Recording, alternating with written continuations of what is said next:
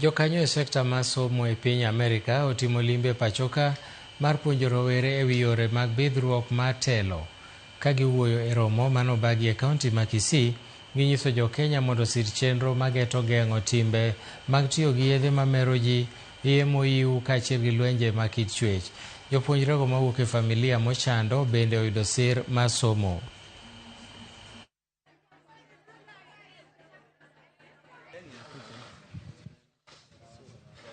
This is my 6th time returning to Kenya, and I'm very happy to be returning home.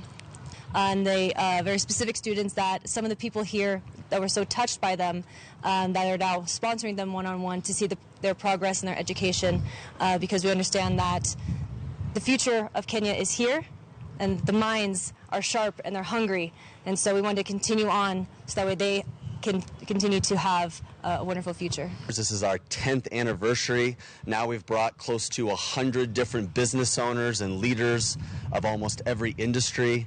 This time around we have 15 different speakers, authors, and entrepreneurs, business owners, captains of industry, leaders, humanitarians.